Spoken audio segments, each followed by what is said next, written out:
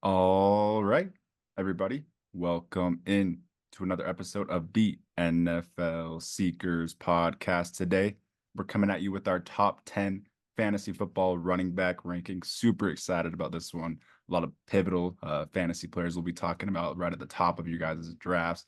A lot of these guys changed teams this offseason, so it'll be fun talking about the outlooks of their new situations. But I'm really excited for this one, especially Stores. How are you? Doing great, Dan. I had to compliment you as we first got on. We're talking, looking real sharp. Today's got the collar on. But other than that, man, doing good. It's starting to heat up around here. My house is hot right now. Sweating a little bit, but doing all right. Excited to talk some fantasy football.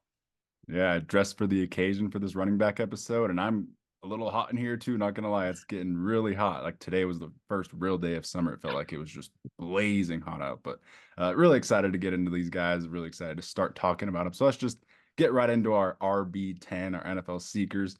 RB10, Derrick Henry, the newest Baltimore Raven, comes in at my RB10, Stores as RB12. He's the consensus ADP RB9 right now, and he comes in as the NFL Seekers RB10. He averaged 14.7 points last year. Kind of quietly had the second most rushing yards in the NFL at 11,000 or 1,167. Pretty absurd. And I mean, you know, respectable considering he was on the Titans behind the definite worst offensive line in the NFL. And now he goes to the Ravens into a situation where we all know they're going to have great run blocking plus, great tight end run blocking plus Lamar Jackson in the backfield. We saw how many touchdowns Gus Edwards took advantage of last year. And no offense to Gus Edwards, he was awesome last year, but just everyone knows how much of a freak and like Hall of Famer Derrick Henry is, and he's clearly just going to go into that situation and be awesome. I see the floor is just being insanely high, so don't see how we could have him outside of our top 10 in this situation. It's just kind of perfect, and maybe the upside isn't crazy because Lamar is in the backfield, but at the same time, you know he's going to be scoring a lot. Oh, I'm so excited for Derrick Henry this year, and seeing him in a different uniform is so trippy, man. But he's gonna look good in that black and purple in Baltimore. But I mean, Derrick Henry turned age 30 this year. I do not think it's gonna matter. He goes, like you said, to a better offensive line. He's gonna have a lot more scoring opportunities within the red zone. And you know what? He carried the ball 280 times last year. The previous year he carried it 349. So he's kind of been bouncing back between almost, a little over 300 to the high 200s. But I don't think I'm too even worried about how much he carries the ball in Baltimore because I feel like his rushing attempts are just going to be so much more valuable. The holes are going to be so much more open and the scoring is just going to be so much better for him. There's going to be so much more opportunity. I mean, he scored 12 touchdowns last year and yeah, behind that terrible Tennessee offensive line, which was sixth in the NFL.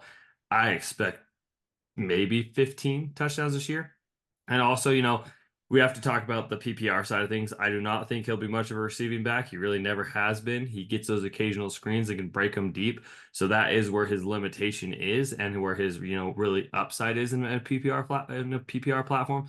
But I don't think it's going to matter because he's going to get into the end zone. He's going to score touchdowns this year, and it's just going to be so awesome watching Derrick Henry. So I'm very high on him. I'm very excited. I know I have him at 12, but the more I think about it, the more I talk about him, come our final rankings, come August, he may be getting cracking that top 10.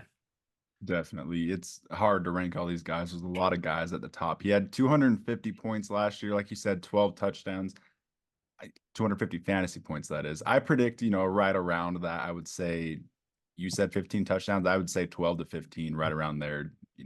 I'm sure he'll get up there just in this offense. They're going to be in the red zone a lot, and he'll take advantage of those touches. Like you said, he'll probably take a screen or two to the house. Last year, he didn't have any receiving touchdowns, so a little bit of upside to take advantage of there. He finishes the RB8 last year. I see him finishing right around there, maybe, just a little bit lower of production, but could up the touchdowns and be just a steal in your draft. So anything else you want to say on Henry?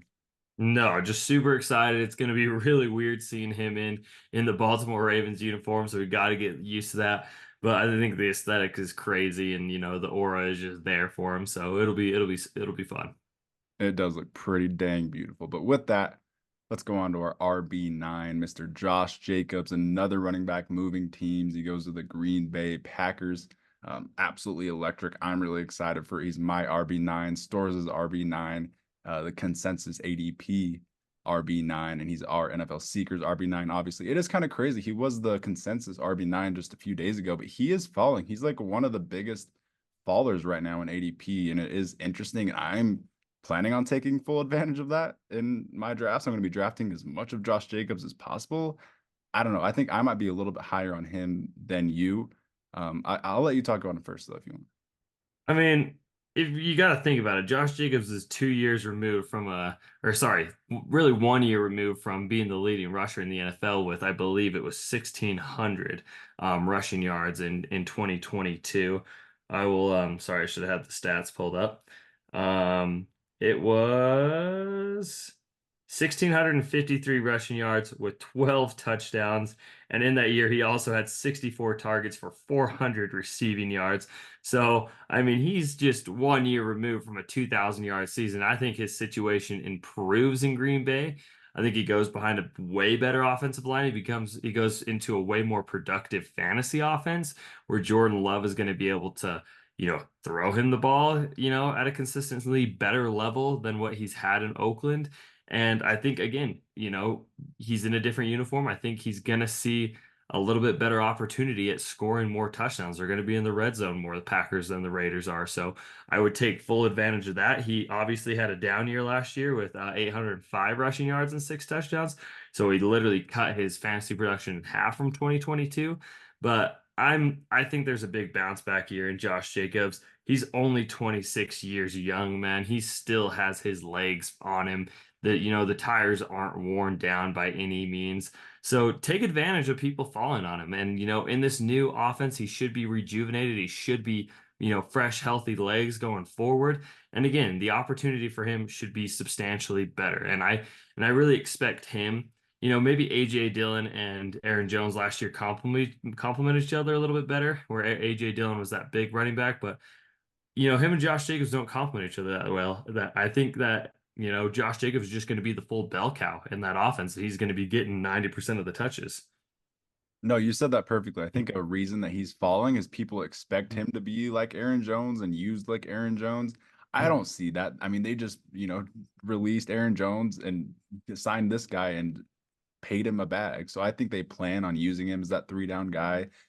Him getting paid that absolute bag kind of shows that he is a big part of their plans. He's a real star. He's a year removed from that rushing title of the NFL. He was the best runner in the NFL that year. So I really love the player. I'm really bullish and excited for him in this situation. Like you said, Jordan Love and the Packers offense is relentless. Like genuinely every single drive, they are close to getting in the red zone. And it could really help Josh Jacobs take advantage with some touchdowns. He still had 13.9 points last year, despite missing that last month. Like you said, it was a little bit of an offseason, but had 13.9 points. I project him to get around 15 to 16 this year. And I think he could be a pretty big steal, especially if he just keeps following because people are uncertain of the situation or the player. I think it's something you can definitely take advantage of. He's younger than McCaffrey, younger than Saquon. So I think this is actually a really exciting option and someone that's being slept on. And I'm definitely going to take advantage of it all offseason because I genuinely don't have a clue why he's falling.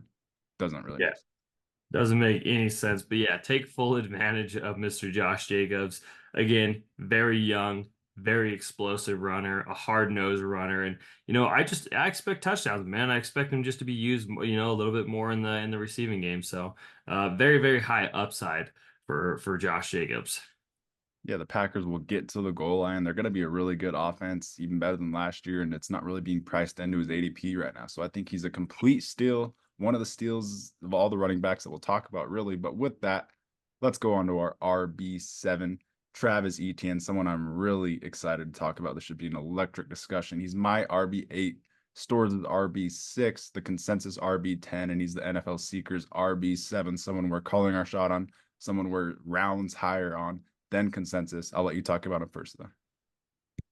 Just this guy's a stud, man. I mean, me and you talked a lot of heat on Travis Etienne this year or this last year, and it's just because we wanted to see better. We were big believers of Travis Etienne coming out of Clemson, and his first, year was really underwhelming, and we just expected a lot more, and he left a lot on the field. And come this year, and especially at the beginning of the 2023 season, he just he took off, man. I mean, and the stats really aren't mind blowing, but he was just really, really solid in fantasy. I mean, 267 carries, 1,000 rushing yards, 11 touchdowns. Yards per carry weren't that great. But that's to go along with 476. We got to see a little bit more of the receiving game. 73 targets for 476 yards and a touchdown. And I think he's just now hitting his stride, man. I think the upside's there. He's 25 years young. I think we're gonna see a big, big season. I think we're gonna see another drastic improve come into the 2024-2025 season. And talk about an upside ceiling guy. It's all there for him. It's all there for Travis Etienne. Yeah, and I don't even need to see him improve. I just need to see the exact same season as he had last year because he was being drafted as the RB9 last year, exactly where he's going this year. Finished as the RB3 last year with 282 fantasy points. I really expect it to be almost the exact same. I actually am pretty excited and optimistic for the Jaguars offense this year. I think maybe Etienne's like the biggest beneficiary of their offense because really their focal point wide receiver one to replace Ridley is a rookie in Brian Thomas, and that might take some time to develop that connection. So I know that Trevor's going to be feeding Travis Etienne, Christian Kirk, and Evan Ingram like he really has the last 2 years. So I think Travis Etienne will just continue being a huge part of this offense. I think he'll have, another close to 1,000-yard rushing season on the ground, close to 10 rushing touchdowns. And I think he's really underrated what he brings as a receiver. I thought his elusiveness really surprised me. Like you said, last year we were down on him at the beginning of the year because we wanted him to show us more, and then he just turned a switch and went off and really just proved both of us wrong. And we held our hand up like midway through the year, and we were promising that we were going to draft him high next year, and here we are, and we're really going to be pounding ETN this year and really taking advantage of his value. It does look like his ADP is going up. I just looked on Fantasy Pros. It says RB8 ADP right now, so it is kind of going to where we have him ranked. But yeah, definitely we're taking advantage of ETN. We had Devon Achane in our running back 11 to 20 episode, and he's being drafted in the second round of fantasy drafts right now. So we are really high on Travis Etienne, calling our shot on him over players like Achane and Derrick Henry and Josh Jacobs. But I think it's going to pay off. I think it's going to be awesome. He's young in that offense. He's going to be really just a focal point. And yeah, just really excited. What an absolute perfect situation. Especially, I know we're just talking, standard, 12-team PPR leagues right now. But from a dynasty point, Travis Etienne, if you're having your dynasty league drafts this year or whatever, take full advantage of Travis Etienne, man. I think you can really get him at a value in dynasty. And people don't really realize, I mean, he's only going into his third season and he's just really hitting that stride. So take full advantage of him in a dynasty setting as well. Absolutely. And with that, let's just go on to our next running back. And I just completely realized that we just completely fumbled that because we skipped over our RB8.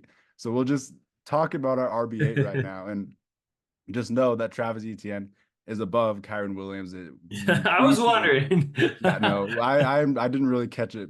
We had to switch up the editing because we recently changed it. We both moved Etienne up our rankings, Yeah. kind of moved Kyren a little bit down. So he is below Travis Etienne. Do want to put that out there. He will be our RB8, and he's going as the consensus RB8. I have him at 7. Stores has him at 8, and I think we have him below Etienne just because it's more just vibes, really. Like the vibes do scare me off a little bit. They bring in a third round running back and Blake Corum, who's got a really high floor. We compared him to Kyren Williams. We both said that the Rams should draft him, and kind of with intentions of not paying Kyren Williams because that's just how the running back market is. And they really are the exact same player. I thought they had the same vision. That was kind of special coming out of college. That's kind of rare. So it's a hard projection. There's a lot of weapons on this team. There is some scares with the injuries. I don't love the vibes with the injuries. They're kind of being subtle and suspicious when talking about his leg injuries. I don't want like a Todd Gurley situation. So it's all vibes for me. I'm just feeling a little off with Kyren Williams, and I am drafting Travis Etienne over him. So we both did the last second switch. We moved Travis Etienne over Kyren Williams. He averaged 21.3 points per game last year. So this could definitely bite us in the ass. He was insane last year. He was the league winner last year. And we'll totally acknowledge that. We know we're still on ADP with him. We're not too low on him, but we did move Etienne just a spot over Kyren. Yeah, I mean, and we're not hating on Kyren Williams by any means. He was the league winner, and him and Puka, funny enough, him and Puka Nacua were the league winners from the Rams. just undrafted late round pick guys. But yeah, I mean, we're talking Kyren Williams, who 13th in carries with 228 yards, third in rushing yards last year with 1,144, tied for seventh in touchdowns with 12. Also very productive through the air, or sorry, not very productive, but decently productive through the air last year. 48 targets, 206 yards to go away, along with 3 touchdowns. So 15 total touchdowns from Kyren Williams, who's almost scoring every single game, which you'd love to see. But yeah, you hit the nail on the head when you said the vibes are a little off. You draft a running back who's 23 years old in Blake Corum, so he's NFL ready. He's an NFL starter. He comes from a pro style offense, and it's just weird. I mean, in Blake Corum, another guy. It's very similar to Kyren Williams. Very good at scoring touchdowns. Scored 27 touchdowns last year for Michigan, and it's just what are we getting ourselves into here? It's like I don't want to. I'll be the first to say I'm a little bit scared off. I am scared off of Kyren Williams because I don't know what we're going to see from Blake Corum. Why would you draft a third round running back? When you have a guy who's 23, why wouldn't you wait till the later round? So it just seems like we're going into a heavier committee than people are really thinking or talking about or acknowledging. But Blake Corum's he's an NFL caliber running back. He comes from an offense that was pro style, so he's ready. And it's just the vibes, man. It seems like we're getting into a heavy committee. Absolutely. And even if it's not a committee, like I could totally see the world where Kyron's just used the same. But I genuinely am scared by the injuries. I think the vibes of the injuries are just pointing me away from it when I'm drafting between him or Travis Etienne or Saquon. Just being honest, I'm leaning between the other two guys that we're going to talk about here. Updated ADP Fantasy Pros looks like Kyren Williams is now the RB 7 consensus and Etienne is the 8, so that just barely updated and we're just kind of flipped on those. But yeah, anything else you want to say on Kyren? I think we hit it pretty well. The upside is we saw last year is league winning. If he's used like that again and stays healthy all year, and they added 2 insane interior offensive linemen as well to help with the run game. So still bullish on him. We still have him at his ADP, but at the same time, we're a little bit scared. We do like some of these other guys just a little bit more. So with that, let's go on to the next guy. Really excited to talk about our RB6, Saquon Barkley, another guy going to a new team. He goes from the Giants to the division rival Eagles. What a upgrade of a situation. I mean, could you draw up a more perfect situation for Saquon Barkley to be in, for any running back to be in, but especially, I'll say it, the best running back prospect of all time to be in? It's exciting. So I have Saquon as the RB6. Stores has him at RB7. He's a consensus RB6. He's the NFL Seekers RB6. So we're right there on consensus with him. And I absolutely love the player. 15.9 points per game last year with, like I said, the most loaded boxes against per run in the whole NFL. He was just going against defenses that knew that he was the whole offense for the Giants. He was their only good player on offense, and defenses knew that. And so it was really hard for Saquon to get his, but he still did his thing. He still did well, but going into this Eagles situation with one of the best run blocking offensive lines we've ever seen with Jalen Hurts in the backfield is another threat to, you can't really key in on Saquon like they were with the Giants with Tommy DeVito in the backfield. So really just excited for the outlook. This offense is going to be in the end zone so much. I know people are going to knock him for, Jalen Hurts steals touchdowns, but at the same time, they're going to be in the end zone or red zone so much that I don't even think it'll matter. He's going to get 10 touchdowns. He's going to get his, and really excited for him, man. Just love the situation, love the player. 100%. I'm just hoping we can get back to, I mean, because like you said, one of the best running back prospects of all time, really and he was incredible. I mean, I'll just give us a little history of reminder of what Saquon Barkley is actually capable of. So in Saquon Barkley's rookie season in 2018, he carried the ball 261 times for 1,300 yards, an average of 5.0 yards per carry, 11 touchdowns, to go along with 91 receptions on 121 targets for 721 yards through the air and 4 touchdowns. That is just the tip of the cap of what he is capable of. And it's just been, a pretty disappointing, lingering injury, terrible offensive line. The situation's just been darn terrible for Saquon Barkley.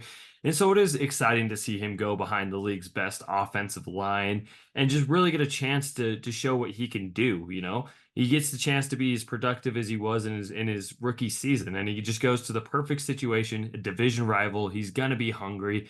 And I'll throw this out there. I know I have him at running back 7, but I could see him finishing as high as RB1.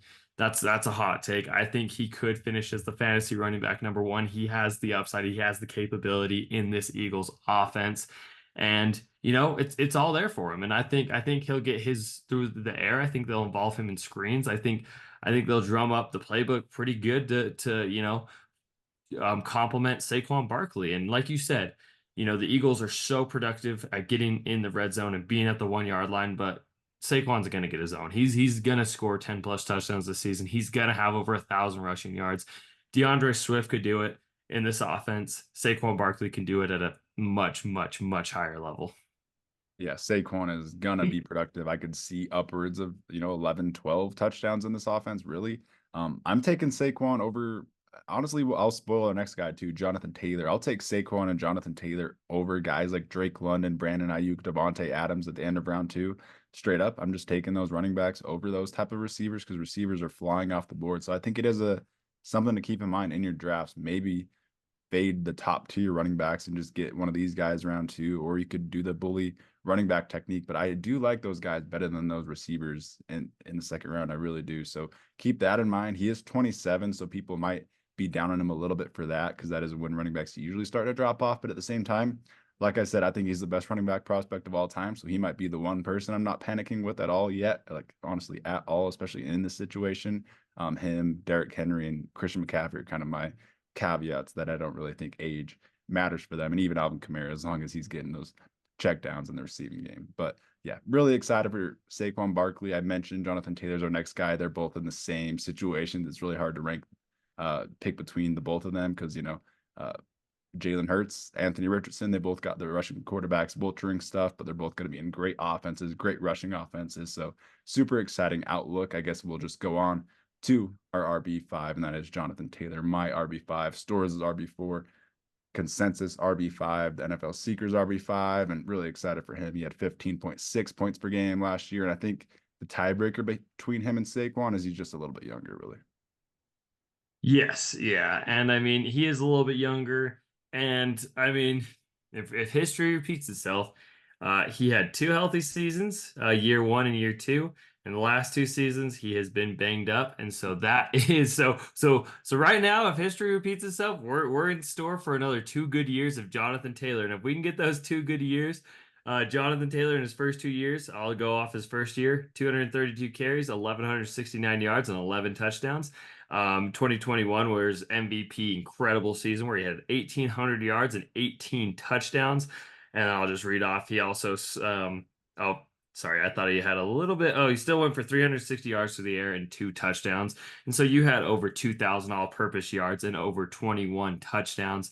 So we're banging on that, baby. And you know, he can do it. He's capable of it. He can do it. You know, they got the right pieces in stone. Obviously, Anthony Richardson is a little worrisome, but I think Anthony Richardson knows he shouldn't be running the ball much because he is a little injury prone. He is a little fragile. This offense needs to run through its best player in Jonathan Taylor, in my opinion. And you know, I'm kind of I've seen history and how it lines up with people and their injuries and everything, and I think Jonathan Taylor will get a 17 game season this year. I'm banking on it. Yeah, it was just a really weird year for Jonathan Taylor. It's almost one that you can just throw out of the window, throw into the trash, and just, And sorry to cut you off, but yeah, obviously, if I'm remembering right, it was suspension too. But or no, he held out or something. yeah, there was like suspension at the beginning of the season, and then, or was it? I can't remember if he held out It was or what four happened. games. It's 4 games because of something weird. Oh, he was hurt and then he got put on he got Oh, on yeah, it was just the contract dispute thing because of injuries. So they put him on yeah, what the was it? IR for the first 4 weeks Okay. of the season. Whether he was actually hurt or not, I think they listed it as like an ankle injury Yeah. or something. But yeah, he was hurt the first. 4 weeks. And I think there was a little something going on, but I think it was over exaggerated. But I mean, during that time, if you give Zach Moss's stats to Jonathan Taylor, he would have been, easily a top 5 running back. And he missed 3 games due to injury at the end of the season as well. So it was just a weird season for him. Definitely one to just get a clean slate this year. Hopefully, we get back to that 2,000 yard season, Jonathan Taylor, because that would be electric. The offense will be completely catered towards him. He's going to be the focal point. The run game is going to be awesome. Offensive line's improved. Really excited for the Colts. Feel like we don't even need to talk about JT for too long because we got him right at the ADP. I think he's got an appropriate ADP. And yeah, anything else you want to say on JT? No, I'm not worried about JT this year. I think he's going to be solid. He's a big enough, tough enough running back. I think he'll play the full season, and he's got a good upside, man. He's shown he can score those 18 touchdowns. He can run for over 1,800 yards. So, don't be scared off by JT. I don't think the injury bug will affect him this year. Absolutely. And with that, we'll go on to our RB4. Bijan Robinson for the Atlanta Falcons. He's my RB3. Stores is RB5, the consensus RB3, and he's the NFL Seekers RB4. I do want to say something funny. So I made my list like a week ago, and as I was editing this, the ADPs kind of changed, and my top 5 is literally just the consensus ADP top 5. And I swear when I made this list a week ago, it wasn't. Breece Hall was like the consensus number 4, and now he's the number 2 where I have him. And just everything like moved to where I had my rankings. So now my whole top 5 is literally just the ADP top 5. So I feel kind of silly for that, but I swear I locked it in literally a week ago. But 14.5 points per game last year for Bijan. It's kind of crazy because it's better than I remember. Finishes the RB9 last year, like better than you would think, just because of the narratives last year and Arthur Smith really just being so terrible for him and Cordarrelle Patterson and Algier getting so much work. It was just such a terrible situation. But this year, it's really all just projection. They bring in Kirk Cousins, they bring in Zach Robinson, who I really love, the offensive mind. It just makes his projection so fun. I could see like a 60-point rise of fantasy production for Bijan this year. I'm just really bullish on his outlook. I'm really excited for this offense. I just think he's so good. If Kirk throws a screen to him, he's gonna take advantage and get a first down every time. And so I think Kirk's smart enough to just keep taking advantage of that and keep throwing to him. And I think he's going to be a true 3-down back this year. I really do. I don't think there's going to be any of that rotational nonsense. And I'm just really excited for him. It's a really fun outlook. We love the player more than really anything. I mean, we loved him so much coming into the draft last year. And he's a special back. He really is. He can make some special electric moves. And he's going high in your drafts. So it's a little bit scary. We're one spot below him on ADP, but we're not talking low on him at all because, we just like another rookie running back a lot. But I mean, they're both really fun. It's hard to pick between them. It's like, fool me once, Bijan. Shame on me. Fool me twice, and we're gonna have some issues here because I drafted this guy so high. I was preaching to the stars. I was telling people draft him number 1 overall last year, and I'll admit it. I think I was a year too early. I think this is the year that I should be preaching draft him number 1 overall because the sky is really the limit. However, Arthur Smith used him last year was the most frustrating thing. I literally had not Saquon Barkley, Bijan Robinson in about 5 different leagues, and it was just the most frustrating thing seeing Tyler Algier just take half of the carries and all the red zone touches, and us fantasy managers were just yanking out our hair. We couldn't even believe it because of the type of prospect and the caliber of athlete Bijan Robinson is. So with all that being said, I'm sorry for last year's sins. But I was probably just 1 year too early on him. This should be the year where he really does take off. He's in the right system now. He has a stable quarterback in the offense. I mean, Desmond Ridder and Taylor Heineke were just terrible. I mean, you could not run an offense for them. There's no consistency. You didn't know what was going to happen from week to week with what was happening in that playbook. And Arthur Smith was all over the place. But you know, Kirk Cousins has sustained, good running backs in fantasy with Dalvin Cook, over the years in Minnesota. He's been a fantasy, running back friendly quarterback. So I'm expecting big things from Bijan Robinson. Now, like I said, fool me once, Shame on me. But I don't think I'll have to talk about the fool me twice with Bijan Robinson, because we saw when he would get his touches, man, and some of the moves and the electric, stuff he had in the bag. I mean, he really could have been a 1,500-yard runner and 12 touchdown type of guy. And that's what I really hope we see this year. I think he's going to be, at least I'm banking on 1,100 rushing yards. I'm thinking, 500-600 receiving yards. I have that high of expectations for him, and I think easily 10 plus touchdowns. Love it. Yeah, I mean, I like what you said about Kirk actually being really running back friendly in history. It's kind of proven that to be that way in fantasy. So I really am excited. It's just an easy projection. Interestingly enough, ESPN only projects him at 950 rushing yards, 7 rushing touchdowns, 500 receiving, 4 receiving. So touchdowns. That is interesting. I feel like that's a little bit low, and maybe that's something you can just take advantage of, because I think that he's definitely going to outperform that. I know for a fact he's going higher on like underdog and sleeper in the more competitive drafting leagues. He's definitely going to be probably the RB2 in most of those. But I mean, if you can get him where ESPN really projects him to go, I think he's just going to be a steal and just make ESPN look silly with those projections. I agree. He's probably going to crack 1,000 rushing yards. I could see 10 rushing touchdowns, and that's damn near double what ESPN projects. So I do think we're higher on Bijan. Really excited about the outlook for this player. And with that, let's just move on to our RB3, someone really similar that we're both really high on again, someone really excited to talk about, and that is Jahmyr Gibbs, another last year rookie running back. He's my RB4, Stores is RB2, the consensus RB4, and he comes in as the NFL Seekers RB3. 16.1 points per game last year as a rookie. I'll let you talk on it first. One thing I just want to finish one last thing on. Should have to. We will not forgive you. I think it was week 10, Arthur Smith, for listing Bijan Robinson as healthy and proceeding to give him 1 carry for 3 yards. We will not forgive you, and we will not forget that absolute travesty of a fantasy day that he caused fantasy managers. Just need to throw that out there. Arthur Smith was just straight up throwing games, man. I don't know what he was doing, but he was surely just betting against the Falcons, because he did not do one positive thing all year. He didn't make one positive personnel decision. He was just sabotaging this team. So excited for the Steelers to take advantage of Arthur Smith and Russell Wilson. That should be an electric offense. But you want to talk about your boy Jahmyr now? Yeah, Arthur Smith needed to go work for FedEx with his dad. I can't look at his face anymore, man. I hate him. I hate him. I hate him. I hate him. I hate him. I hate him. That guy caused me so much grief, so much pain last year. He needs to be out of the NFL. We need to start a petition to get him out. We need to get like a counseling group of you and Kyle Pitts owners, man. Just like Bijan and Kyle Pitts owners. all rocking in a chair. Arthur Smith, God. victim. Uh, Flashbacks. Having flashbacks right now. Anyways, let's just talk about an absolutely electric running back, probably who I'm going to be higher on than really anyone this year, Mr. Jahmyr Gibbs. I mean, this guy was special, man.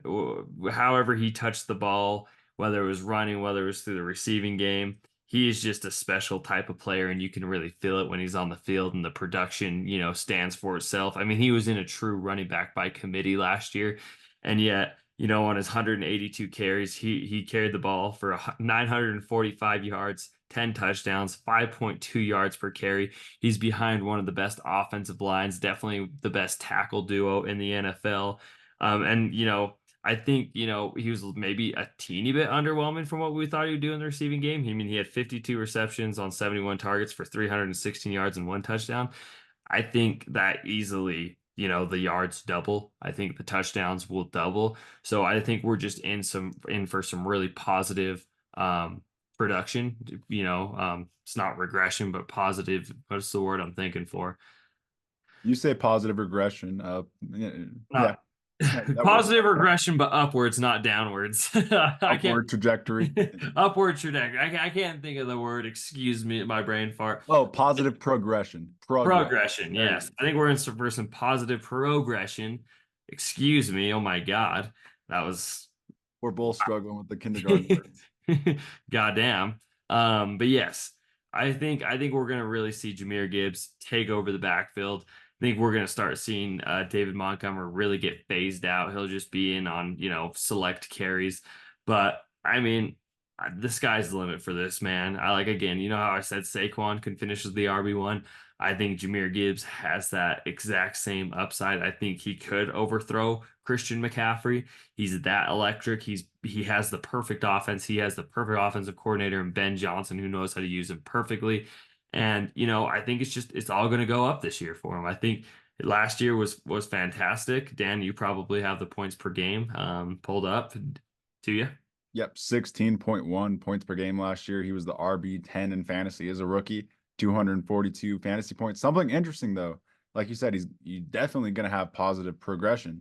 But so last year he had 945 rushing yards, 10 rushing touchdowns. ESPN projects him at 858 rushing yards and 8 rushing Ooh. touchdowns. They have him getting over 10 fantasy points less than what he had last year. So they have him regressing from last year, which I just don't understand because David Montgomery was getting a huge load at the beginning of the season. And as we saw towards the end of the season, it was really just favoring Jahmyr Gibbs, especially in the goal line. And that's when I just completely became out on David Montgomery. Is watching the Lions back last year at the end of the season. Jahmyr Gibbs was getting a lot of the goal line carries, and he obviously scores on all of them because he gets shot out of a cannon every time he gets a handoff, and he just is so actually effective as a goal line runner, and that people like to knock him actually as a goal line short yardage runner. And I just think that's not really true. Just because he's not a Dan Campbell physical big guy doesn't mean he's not a good short yardage runner, because he's very actually effective, and he succeeds in a lot of those situations. He just shoots out of a cannon and scores touchdowns usually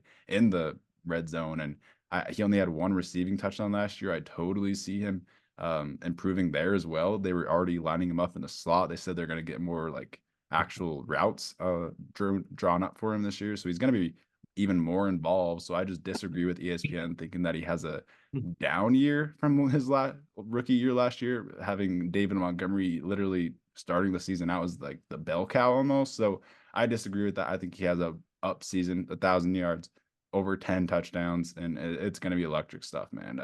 14 indoor games for the Lions this year. So the Lions offense is going to be cooking. Like, I'm targeting Jared Goff, Amon-Ra, Laporta, and Gibbs just because like 14 indoor games for a team shouldn't even be allowed. Honestly, that's just insane, especially when this Lions team's proven to take advantage of that. And yeah, I just think the goal line knocks on him are just wrong, and people are going to see that when he probably will finish as a top 3 running back. And so I like our ranking of him. And yeah, I just think it's safe to say that we'll both be aggressively drafting Jahmyr Gibbs this offseason. Yes, and I mean, just to go along with that, he was a fantastic receiver at Alabama, man. People were saying he could literally play slot receiver, so expect a huge uptake right there just in the receiving game. Excuse me, choking on my own words. But David Montgomery had 1,000 rushing yards and 13 touchdowns last year.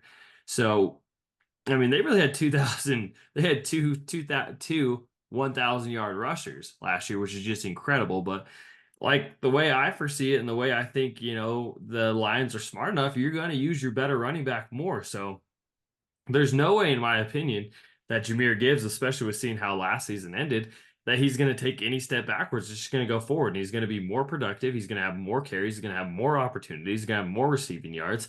And I see it, man. I see the vision with Jahmyr Gibbs, and for that reason, I'm going to be drafting him very high, and I'm going to be higher than everyone on him because I'm a believer. Absolutely. I respect him being your RB2. I've actually seen him definitely rising up drafts, and we could go as RB2 in a lot of your drafts. So definitely take advantage of Jahmyr Gibbs. I'm telling you guys, draft this guy. If he falls below the RB3, then just steal him, because he could be completely league winning this year with the way that people are looking at him, apparently a little bit down, which is just crazy to me. So with that, we'll move on to our RB2. He was completely split with Jahmyr Gibbs, kind of with our RB3, but it is Breece Hall. He finishes the RB2 last year. He's my RB2. Stores is RB3, the consensus RB2, the NFL Seekers RB2. And like I said, when I made my list, he was the RB4. So he is rising up rankings right now. He is going as RB2 in drafts. And I think it's warranted, obviously. I agree with it. I really like the player. 17.1 points per game last year. Was the receiving production like sustainable with 76 catches and 600 receiving yards? I don't know about that in this offense with Aaron Rodgers coming back and Mike Williams coming in. And I think it'll be kind of a more balanced offense, but He only had 994 rushing yards, 5 rushing touchdowns because that offensive line wasn't really great at run blocking last year. I expect almost 1,100 rushing yards, up close to 10 rushing touchdowns this year. So there will be an uptake there. So I do see him staying around that 17 points per game. And it was a pretty electric season for him last year. So I was someone that was drafting him. I actually drafted him in our home league, and I definitely was really, really happy about it from week one. He just completely took off, and that injury did not phase him at all, which was really impressive because as we saw with like Javonte Williams, it phased him all season. And Breece Hall is just different. He's a freak. So love the player. Yeah, I mean, and he should be a lot more. I mean, the fact that he somehow averaged 4 yards per carry is unreal when they were stacking the boxes and daring the Jets to throw. The Jets could not throw the football last year. They dared the Jets to throw. So they would stack the boxes, and it was brutal out there for Breece Hall. I mean, he was the offense, and everyone knew that. So they're just keying in on him. So, with the quarterback upgrade this year, it should take a big reliever off of Breece Hall. He should have a lot more explosive runs this year because the boxes will not be that stacked. And I'm just excited for his production, man, because he is a dog. I mean, the fact that, he still had 994 rushing yards, 5 touchdowns on the ground. And then, yeah, just obviously that electric receiving game last year where he really showed that he's a capable receiver with 76 receptions on 95 targets for 591 yards and 4 touchdowns. Yeah, like you said, I don't know if that will be sustained. Obviously, they threw a lot of screens because that was, the only thing their quarterback could complete was a screen.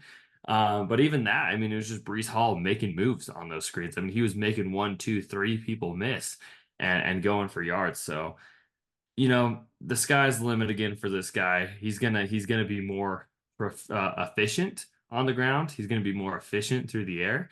And so, and he's going to take advantage of those opportunities, and he should be a fantasy stud. That is a good point. Like you said, he really was the wide receiver two, arguably wide receiver one for this team last year. And you do bring in Mike Williams, Aaron Rodgers. It does feel like Aaron Rodgers will want to spread things around a little bit more, but at the same time, he has a great security blanket in Breece Hall. There is the argument as well. I guess we'll bring that up. They do bring in Braylon Allen and Isaiah Davis in the draft, two running backs. Braylon Allen somewhat high in the draft. They bring in Izzy Abanikanda last year. It is a crowded running back room. They signed Tariq Cohen. It is getting crowded for no reason when it does feel like Breece Hall will just be the 3 down running back again like he was last year, because I don't see why he wouldn't be. He was so effective for this team. Maybe you want to, keep him fresh and healthy, but I don't know. What do you make of all that, I guess? All the running backs they're bringing in. It is, I'm not really worried about any running backs except for Braylon Allen because, I mean, the dude's big. He's a stud. He doesn't really complement Breece Hall. I mean, I do fear that he could take some valuable touches, maybe even the red zone, because he is just such a big physical presence at running back. So, Izzy Canada doesn't really affect me. Neither does Tariq Cohen. Isaiah Davis is just weird because Isaiah Davis was another 220-pound running back that just doesn't really complement that room that well. So it is a head scratcher. I'm not super worried about it. I mean, Braylon Allen will be the only one just taking some valuable red zone touches. But other than that, I'm not stressing too much about it. I don't think it'll hinder his production. We might just be overthinking that a little bit too much. Yeah, I agree. Worst case scenario, Braylon Allen is going to be like the AJ Dillon role in this Aaron Rodgers offense. But yeah, I'm not worried about it. Like you bring in Aaron Rodgers as offense, it's obviously going to be so much better than it was last year. And he still had a lot of touchdowns because of how electric he was. So you add that to they're going to be in the red zone, goal line situations a lot more. Really bullish for Breece Hall, as obviously I have him as the RB2. I'm really excited about it. I will be drafting him and targeting him this year, especially we didn't even mention they revamped the offensive line. They have like a perfect offensive line. It's their backup five. The starting offensive line is good. Like they have 10 good offensive linemen. It's a really stacked offensive line. Really excited for this stacked Jets roster, and it's going to be a great team. But with that, let's go on to our RB1, the consensus NFL Seekers RB1, my RB1, Stores' RB1, the consensus ADP RB1 is everyone's RB1, the offensive player of the year, fresh off of a 24.5 point per game season. Insane season. He's fresh off of a new 2-year, $38 million extension as well. New news that came out yesterday. So kid's feeling good, getting the money. He's going to be in the same exact situation. The only fear would be the injury, but I mean, he had a fully healthy season last year. We're going to knock on wood and just hope that this guy can stay healthy because he is the most electric running back we've seen in a long time, the best running back in the NFL, the best receiving back in the NFL. He's a fantasy football cheat code with 7 receiving touchdowns last year, 564 receiving yards, 1,500 rushing yards, 14 rushing touchdowns. He's an automatic touchdown per game. You can lock it in, bet on it.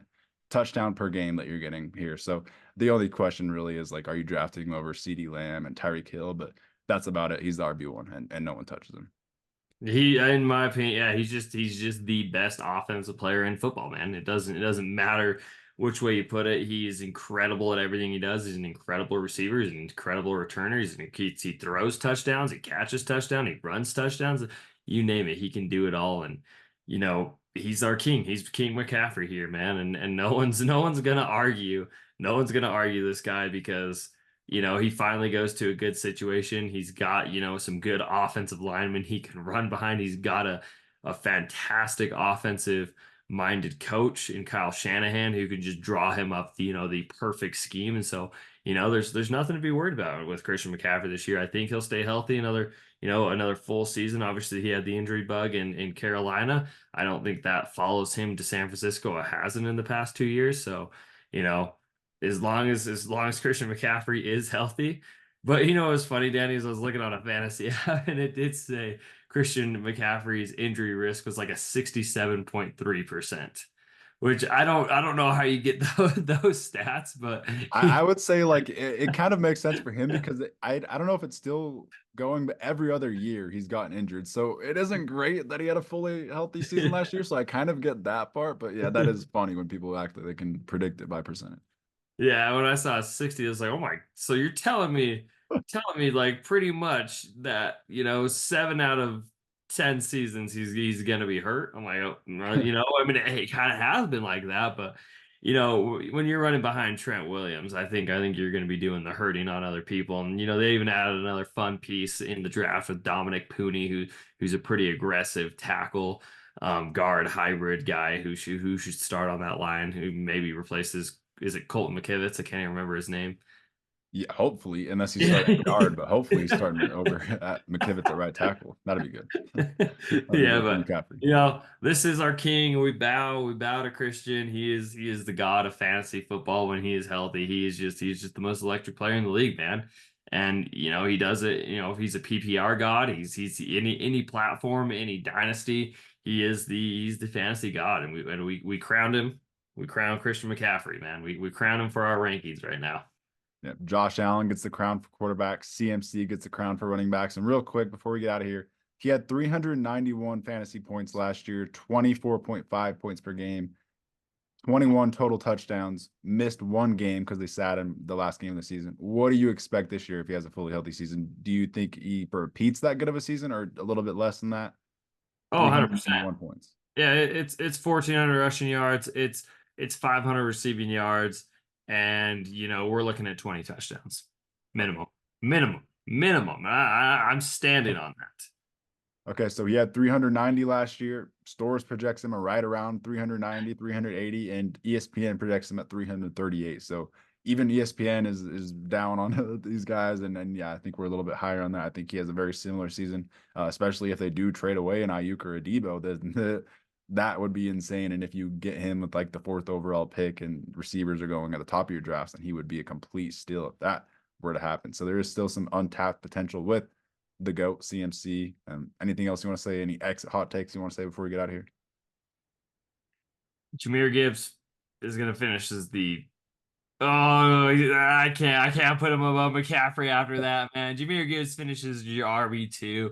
That'll be my exit hot take. He is my running back too, so it's not even that hot of a take. But draft Jahmyr Gibbs, man. Get all the Jahmyr Gibbs value you can get. I'm not gonna quite crown him over our fantasy god and Christian McCaffrey, but I'm gonna say he's close. He's getting close.